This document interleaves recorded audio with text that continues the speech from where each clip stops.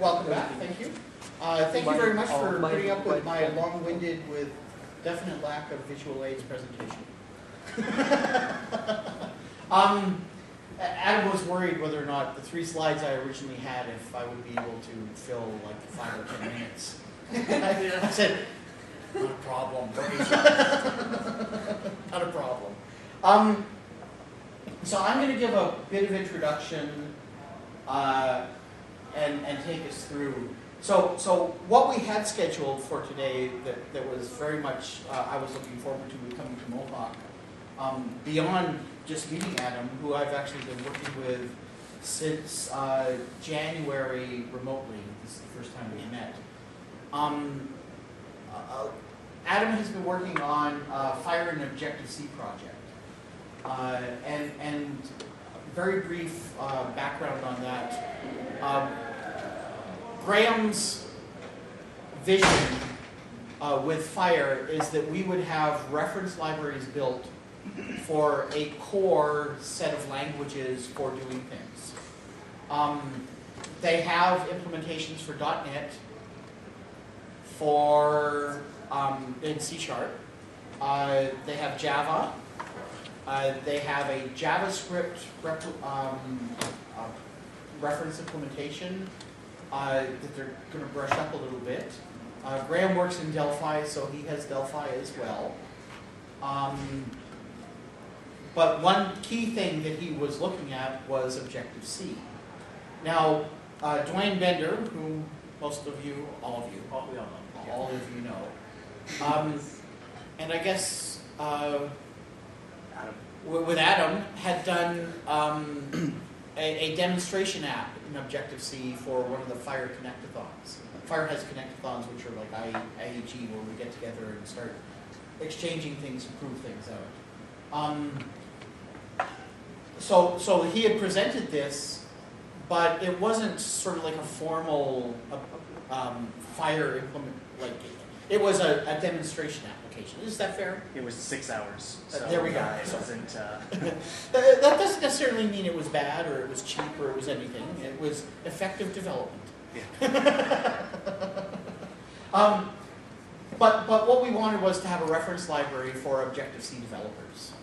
And so I spoke with Dwayne about working together on doing this, and Dwayne had this turned into a project with a grant, and had Adam come in and apply to work on this project. Go figure, Adam would pass it off to Adam. Yeah. It saved on paperwork that way. You didn't have to go and change a bunch of things. So, to advance, we'll very quickly go through some of the first things. So this was history, and I covered a lot of this. Adam's presentation will be made available. We'll put it up either at the site or whatnot. So we can skip this one. This one, what is FHIR, and so forth like this. I spoke about some of it there. Yeah. And did you want to take the development plan over from here? Yeah, sure. Oh, okay. So Adam Sippel, who almost all of you know, has been doing the work. I've been in as a consultant for questions he might have because of some of my knowledge in iOS, which actually I'm sure many of you far surpass, but my knowledge of FHIR and HL7 and so forth like this. And Adam has been working very diligently on this, and I'm looking forward to take this off. So thank you. Every time for the network to mess up on this.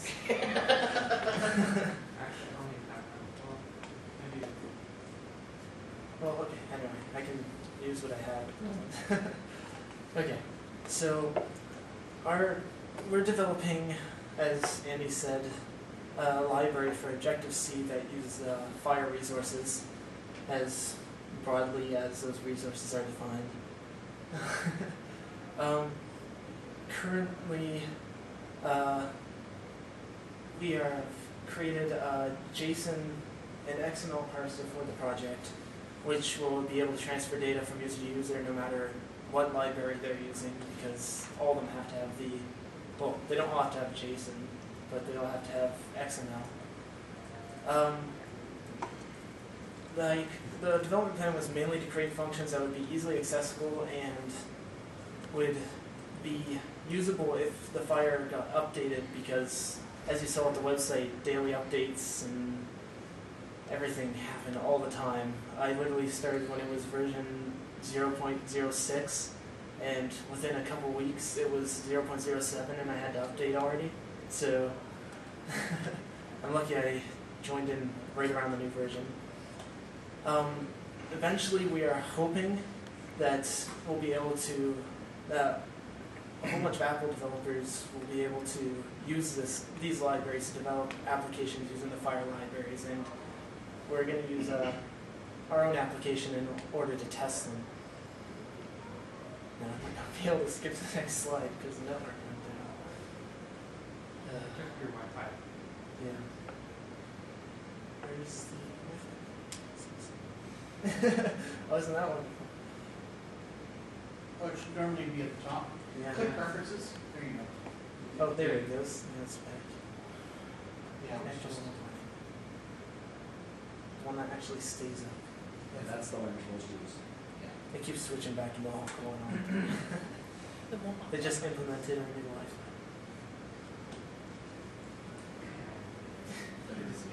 So, well, the reason why it disappears is because the music's timer runs. So, Also, some previous students have gone and disconnected people off the Wi-Fi randomly. so Yeah, if, yeah, it looks like it's connected now. Oh, that's okay. That's free. Wow. There's absolutely nothing that fits on this page. And they have to. It's probably better if you download it local, or can you? He doesn't have a viewer. Yeah. Oh, you don't have PowerPoint? Try Alt F3. I thought we put on there. Is there not, like, can you not just pull this down? No, but isn't there a computer hardwired into the? There is a computer There's a hardware. computer. So We can do it on yeah, computer. press computer. On the Start pretty much there easy. you go. Okay. Yeah, and he'll pull it up and it'll be. Starbucks? Yeah, it's on schedule. What's your email and password?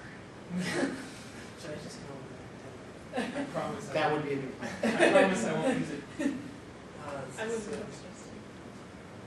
I would. Nope. Oh, that's my email, someone@example.com. It'd be a nice email to have. But you get a lot of spam. Hello? Yeah. James. Your password is QWERTY123. Sure. That was password. Oh, Yes, whatever it was incorrect. ASV. That's my password. Oh wait, I should have said it while I was recording. Okay, I know exactly what it is. What's your email? Yeah, it was. Ooh, They can MSN. send it. Nice. On camera and everything. Yeah, I know. Didn't hit that. Old. Yeah, I get it. Is that a threat to the president? Wait, Why are you What's this bachelor party? That's That's more interesting, let's discuss that. For sure. Rule number one about presentations, Don't they should be on your local computer. Yeah. Otherwise, we will It's all discuss not used to using that. everything. Alright, so you can bring that back. Just bring the bus up. Yeah, but also. Okay. Wonderful. Well, this is totally useless. Okay, that was the fun. Okay. I'll cut all that out. Okay, good. No one needs to know that the bachelor party and stuff. As much as everyone wants to discuss it. Okay, this is one of our earlier diagrams that me and Dwayne, we had a meeting about right at the beginning of this project. Simply put, it was a format in which we were going to receive and parse these JSON files, and XML. Right here you can see that we have the JSON file will be received from the server or whoever's sending it, and we've developed, or I've developed, a code that'll take each part of the JSON file and put it into a dictionary based on the header of that JSON file, the first of your dictionary of that JSON file. that then gets turned into an Objective-C object, which in turn can be turned into an XML or JSON to send back out to a server. The same thing happens with XML, except that XML formatting is quite a bit different in Objective-C, so we had to, well, have to design a whole different way of doing it. However, if by turning XML into an NS dictionary, it was able to use all the same formatters to turn it into a patient object. So we were able to reuse that code. It also helps for the fact that for each object, I was able to make it so it would handle itself. So if you were using a patient resource that needed a codable concept object inside of it, that codable concept could be used for a patient resource and an animal resource and all the other resources, because it handles itself and it will return what it needs to whoever called it. There was quite a few things we ran into. We had to obviously make JSON and XML formatters. We used the ones built into Xcode because we weren't completely sure whether we wanted to use any third-party software, just because it could be easier, but then there's a whole bunch of intellectual property issues and all that kind of stuff. Just avoid it and make it ourselves. It's a lot simpler. We did require another XML formatter because even though Objective-C does have a really good JSON system built into it, the XML one couldn't really meet our needs, so we had to design that.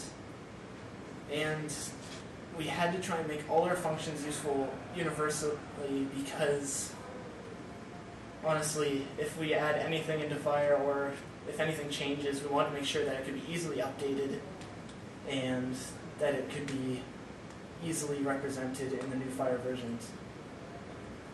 These are a lot of... We ran into a couple problems and issues. Obviously, again, XML needs a lot more work than JSON when it comes to Xcode and Objective-C. FHIR is getting updated daily. Like, all the time. So we had to make it so that we could easily add and remove pieces of FHIR, and I had to make sure everything was all set.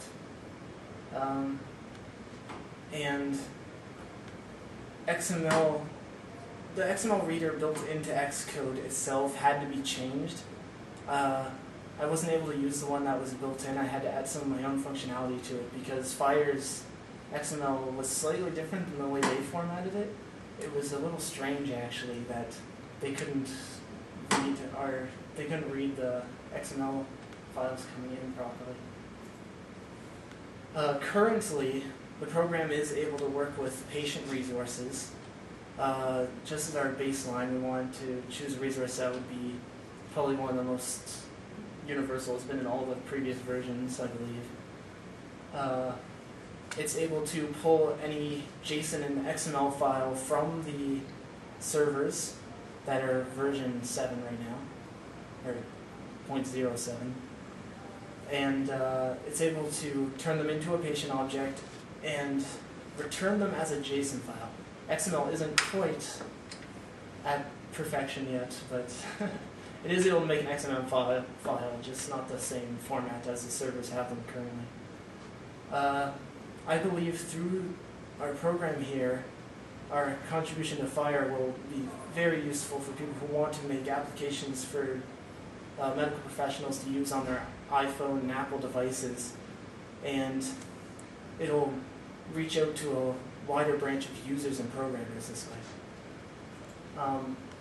Here's an example of some of the codes. It's actually nice that Xcode has pointers to objects basically built in by synthesizing them, so I didn't have to do any manual setting and getting like in Java and the C# versions of FHIR. Essentially, how I set it up is each object, when it's called, will be able to generate and return a dictionary to its parent who's calling it. In this case, we're looking at the address dictionary, which is one of the FHIR resources. And what it does is, for each part of the dictionary, it calls the one that needs to hand it a dictionary. So it's handling itself, and each piece will in turn handle itself. So all we'd have to do if we needed to add one thing into here is add like less than half a line of code and it would work. It also, down here you can see it actually will check in case fields aren't in the dictionary. Like we were talking before, how you don't need an animal in every patient. So if it's not an animal, it'll take that out completely and it'll just return it as a patient. We have, this is the exact opposite, where it takes the JSON or XML file. After turning it into a dictionary, it'll put it into the patient object. In this case, again, everything handles itself. I made it as universal as I possibly could, so that as soon as you need to change something, again, you only need to add like half a line of code, or if you want to remove something, just one line again. Very simple, very complete. And then this is the JSON version again. I'm using a lot of JSON examples, but it was much easier to use an XML in Xcode. It basically grabs the file from the server when you pass it the URL, and it will call, in this case, patient, as it says, object for key patient, which is the first line it would check, and your XML would be the first container, and in JSON it would be the first part of the dictionary that's passed. And once it finds that it's a patient, it goes and calls patient and says, generate me a patient object, and then each part of the patient will handle its own and send you back that patient object, which you can then return as a JSON or an XML. Anyone have any questions? Was it a little too confusing? I'll put you microphones. Yeah, sure. Is there any plan to have this, I assume, auto-generated, this code, right? Because in FHIR, do they still use the resource XML to describe? The resource XML is used. I would imagine, and we haven't got to that point yet, that we will generate the resource-specific components based on the resource definitions, calling the core, right? And so we would have perhaps a DSL, perhaps just a generator. Okay. You know, I differentiate between the two. DSL is more runtime. Generator is pre-compiled. Okay. Yeah. Because I could see how you could use the definitions of the resources to generate the structure of the Objective-C classes, and also the conversion to and from a dictionary. Yes. So you could write the generic format or go down to JSON. Yes. Yes. I could see that to be very yes. easily. So at this point, because of the with having managed the data types and that, it then becomes a rather simple scripting thing, or however you choose to do it, to simply take the resource XML definition, which is available, and if they change it, then what we can do is we can feed it through and spit out a new person, Well, I guess the resource XML version is generated, it isn't self-generated. Oh, Yeah. okay. Well, whatever the source format is. Yeah, right now the source format is actually a CSV file, edited itself, or a tool. What, and there's also so I've spoken with EWOUT. The Delphi generator is off on its own, and Graham wrote it and the Java generator. Graham's Java generator is based on the code generator that he used in the instance editor. Okay. Okay? Yep. But there have been issues with it. EWOUT was looking that he would use the eCore files. There's a format called eCore, which is it ETL? It's Eclipse. Yes, it's an Eclipse more often. Format, yeah. It's XML. Yeah. It's done in XML, but they define eCore objects and so forth like that. eWout is using eCore to generate .NET files. And so probably down the line, the proper way to do this is using eCore to generate the Objective-C classes as well. Now there's probably reference implementation pieces in behind, and that's one of the things that they've, I don't think it's like a pure generation. There's like this is my library of stuff, and then here's the resource classes that are actually generated.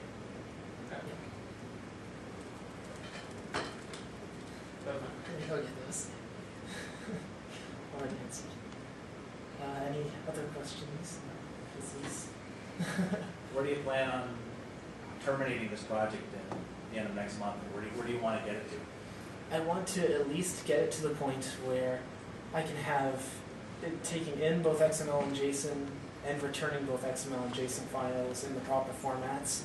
That way, at that point, the people would literally just have to write little pieces of code like this to make any resource. So it'll be very simple for someone to just take on the role. And if I remember correctly, about 2 months ago, you had never looked at iPhone programming before. You had never heard of FHIR. I hadn't even touched a Mac. This is pretty impressive More for, than 2 months. for a junior student on his first co-op. So, I didn't know that. No, I've never. I hadn't even touched a Mac since. Yeah. We gave him, That is very impressive. we gave him a few weeks of training. Like, they don't teach pointers here. No. So even concepts like that throw in there. And he's like, oh, I'm glad this thing exists. 3 months ago, you had probably only vaguely even heard of the concept of a pointer. Oh yeah, it was. So I'm impressed. There are extensions and everything already built, and there is a resource type class I already have in here that'll make sure that it's already a designated resource type. Otherwise, it'll return like question mark and ask if it's like a new resource type. But that's it's in the background. It's not really. So when Dwayne and I discussed it, I was not entirely sure of how far we would get and so forth like that. And so I said, here's like chunks that I can think of. And Dwayne said, well, let's do sort of let's see where we get with here and here and here, which I thought was a good approach. And from a professional standpoint, it's the same thing that you use if you were unsure about like a new technology with less experienced developers and stuff like that as well. So I thought that it makes sense to apply the same principles when you're dealing with students in school. But the idea is rather than jump in and build a generator and all this sort of stuff, we hand code something as a proof of concept. What do we need to do to get this to work? We had levels of, let's try this first, let's see how much it takes to add this, let's see it, and so That forth. was true. It's not hard. It's not very actually handcoding something. Yeah. You know, it's generated. Yeah. Like build what I want it to look like, and then see what it takes to generate what I built, right? Yeah. Our overall goal was, generating, like, adding our generator into the generator that exists for FHIR, right? Right. Yeah, so you Whether or just- not we would achieve that or not, we had no idea. Okay, so we first did with let's hand code JSON parser, because we figured JSON would be easier than XML. Yeah, it was yeah. much easier. And particularly on iOS and so forth like that, JSON is likely to be more prevalent, right? Yeah. We'll build the stuff how we think it should look like. We'll extend it out to XML. Given that we can do that, maybe we'll look at other resources, and then maybe we'll look at writing the generator to deal with it from that point forward. I am So- pretty close to getting the XML to work though, because Well, and that's excellent, yeah. right now the only problem really is right now when there's a 0 to many option for an object XML parser. Let's say they send one patient given name, and they're allowed to have multiple given names like first name, middle name, or sorry, not given name. What's that?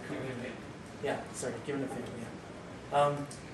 And the problem with the XML reader that was built into here is, well, first off, it didn't even like the XML headers. that would come in, which was just, I don't know how you could build an XML reader that couldn't understand an XML header, but Oh, really? The NSXML parser? yeah, I literally had to cut out the header when the string came in, and then I could read the XML file. It's like prologue. Yeah, I don't know. It was weird. Apple. Really? But the only problem I'm having right now is the fact that if it takes one object, like if there's only one in there, it actually assigns it to a dictionary instead of an array. So when I'm checking for an array, it's like, this isn't an array, and the whole thing crashes. Mm-hmm. So, Yeah, so I know that they made extensive uses of dictionaries. Is not knowing the background, dictionary is might be, yeah, it's a loaded term in Cocoa and iOS, but essentially key value pairs. So Where called the a value hash could also or- be it's like a hash table where the value could also be another hash table. yes, Yeah, yes. the next thing. And they actually, dictionaries are sort of intrinsic in everything in iOS because the core format for storing information about things is what Apple calls a plist, which is a dictionary, and there's an XML form, standard XML form for a plist file, which converts directly into dictionary. So that's likely what they built all of their XML stuff on. And if you do XML slightly differently than the plist idea is because makes sense. But yeah, regular expressions for XML headers, well, that wasn't very fun. But I got it working, so it's all that matters in the end. Maybe this semester we have an XML course. Yeah. Oh, there you go. That's Objective C with FHIR. To date, anyway. I don't think it's. This is the first time anyone's even done it in Objective C, right? Like, pretty much. I mean, Adam, Yeah, what Adam did, you used the rest. Yeah, I used RESTKit to Yeah, grab the yeah. stuff, load it up into a JSON, and just displayed it. But Yeah. I had 6 hours to figure it out and build it. So. Yeah, so It was what very you're rough. doing is you're actually looking at the resources as standalone pieces. Yeah. Whereas I think that you were looking at more of an overall, your approach, As quick as I can do a demo. yeah. but your approach is more like what an individual app developer might do. Yeah. Just faced with how it, now in the absence of having something like what Adam 3 has, We're in our terminology well. well, It's Adam 1. in this Adam situation, 3, it's the only way I can do it, right? but in the absence of what Adam 3 is developing, you take a look and say, this is what I'm doing, right? Mhm. Now, a very good question that I would direct you of interest to FHIR and the team as a whole is, given a library like this, if in your investigations, yes, it was 6 hours, but given a library like this, and perhaps more time to do it, would you have decided to maybe have used this library as opposed to? Yeah, at the time I didn't know any of the FHIR standards. I know a bit more now, but at the time I knew nothing. So that was a good deal of a time dealing with that. But if there was a library like this, it would have replaced 2 or 3 other libraries that I've used. So yeah, I definitely would have used the 1 as opposed to 3, just on that ground alone. And, probably plus the fact this is more useful, it doesn't break as much, would also be a determining factor. So yeah, I'm more likely to use that library than what I did. Now that's a question that I haven't asked very much or looked in the code base. I don't have access to the code base. And I'm sorry to put you on the spot. Do we have tests, formalized tests that run against this, or? yes, you can actually go in and just run the test, and Okay. I have a link in there. I had to put in a hard link right now to the server to get a file, but it'll actually grab the file, and then you can choose what format to output it as. I think JSON or we something. unit testing. Yeah. I don't think Xcode, maybe unit testing. Yes, Xcode does support unit testing. It's not Yes. as intrinsic in the development cycle as it should be. Yeah. And I would they like- talk about it, but sometimes I think it's more lip service than. a lot of it's basically done in the MS log right now, though, because we don't have any graphical user interface or anything to put on the simulator or the other devices. Well, and that's fair enough, right? Yeah. I mean, the idea behind this was not to build a fancy iPhone display. It's to actually be able to build the underlying structure, right? And so that makes it, you know, it's difficult to display to non-techy users. Like, you know, all I have is logs. I go, yeah, that's fine. Yeah. Oh, yeah. Just to go back one step, the standard you were talking about with the plist is the KVC standard, or key value. Key value something. coding. Well, key value coding is the paradigm that they use internally for doing it, but That's the standard though, Yeah. that they're following with the Okay. dictionaries and with the p-lists. yeah. So yeah. And actually, some of that, what Adam has in the code here, I know you're probably not iOS developers, but the object for key is Apple's internal implementation of key value coding stuff. So when you have that available on objects, you can actually link them directly to the UI, and then you don't have to mess with moving them in or out. They link directly.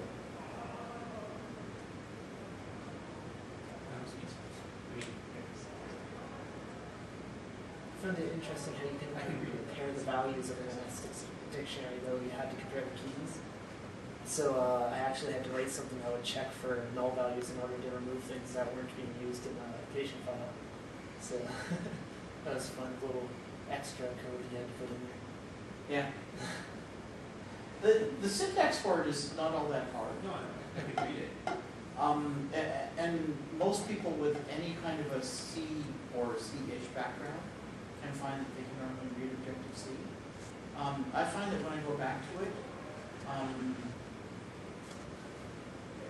header files are so 1990. I'm sorry.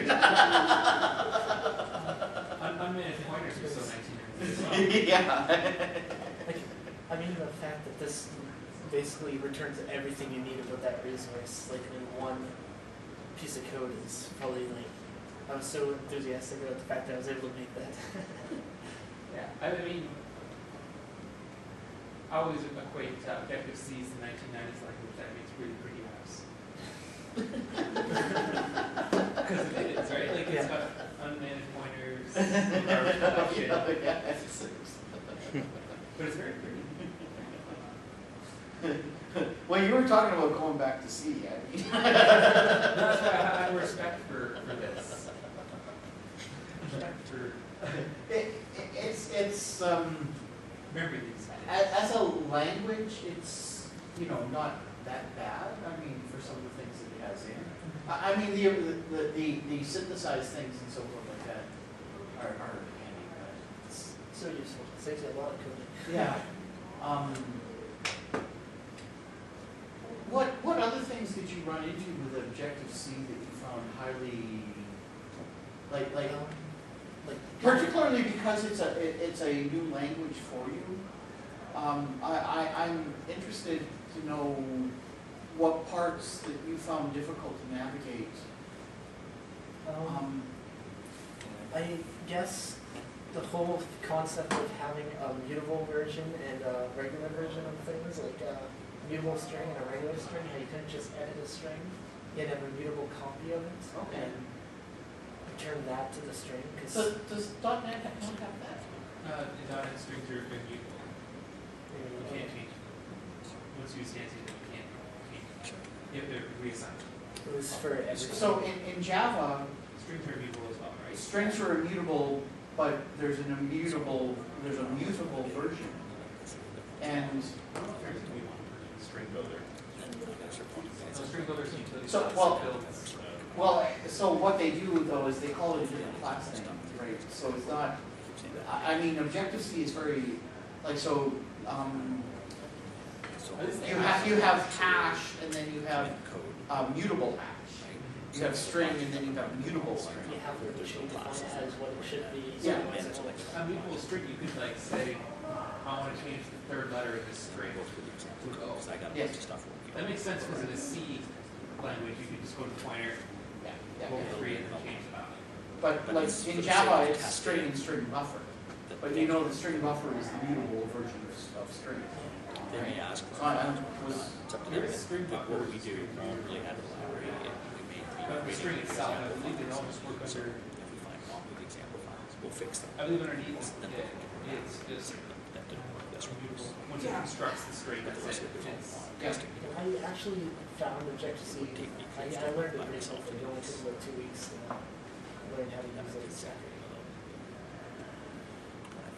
Because Objective-C support is sort of like, when you have project, this Objective-C support, yeah, it's introspective, right? And I'm not sure what was being that. So yeah, we it started off has, in the MBT create an object, still US, pull that it's file back and almost separate file, Ruby-like and then compare it to that. Now, there was one problem with putting this many layers on top of each other like that, was the fact that anytime there was an error, you didn't know quite how deep that error was. Like, because it would say the error right at the top, right, like application resource. So you'd have, it's pretty easy to find now. I mean, you could easily just like track down, okay, it's in this, then I go to codable concept, it's in codable concept string, and then go into that string, and you get the errors. But yeah, I found that a little annoying how it would always be the top that would have the error, it would never be anything else. Like as far as standard methods or like an Uh, initializer. For So some, now it's message-based I'm not putting that. indication. It's like small talk that way. Like Yeah. you call a method, you send a message. It's very simple. that's the formal paradigm of how these things work out. It's, it's, Didn't understand that. it's all bits and Only bytes. my messages, there's something wrong. So, I mean, With the MBT. originally it was a precompiled language. So the square braces were a trigger to the precompiler. They would change that into an actual function that was done. And so the functions were called, and those were parameters, and so it would maintain, oh, this is a pointer to this sort of idea. Write an XML file. It's gone beyond that now. I think it's a straight compiler. It has a straight compiler, so like, sometimes they take that and they just do it all at once, but they may have retained some of the core. I think it should have a call stack, but whether or not it can translate that call stack, which I think is part of the problem about it. I've actually heard that debugging in the Objective-C world is more complex than this.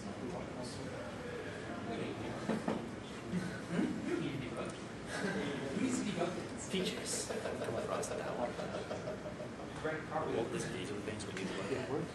Yeah, because that always happens. Well, I mean, I even had a point where it was running perfectly and even generating and sending out the JSON file, but it was having an error. I'm like, how is it having an error that's not affecting the performance of the program? Like, I had to go down and figure out what was going on. Yeah, I literally fixed the error and nothing was really changed. It's weird how the message is not. That's good for it. Generate a bunch of good stuff. I'm really impressed. I I enjoy could it. see how this would not be too far of a leap to generate this type of code. No, Like I could see like it's very it's highly structured, and there's a few keys that we can take from what we have, and then take it further. And so it looks. Of course, the key is to see the differences between the JSON and the XML versions to see how similar. Yeah, so there's they seem one to set be up. specific. Main really determines the step of going from the dictionary to JSON or dictionary to XML and back, because this handles everything from that dictionary Yeah. annotation. So it can take JSON or XML and use the same code to get to the dictionary. Now, I guess, and this is reasonable, you need to know what you're receiving. Yes. Okay. Which is, and that's part of the request. I mean, you identify your request, you say, give me JSON or give me XML. So you should know what you're receiving. So that's a precondition of parsing. And I mean, you can always, if you're wrapping it in,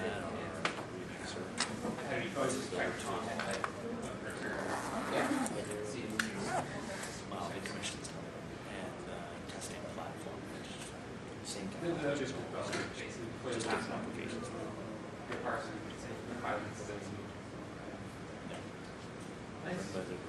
Wonderful. tools. Thank you very much. And support for people.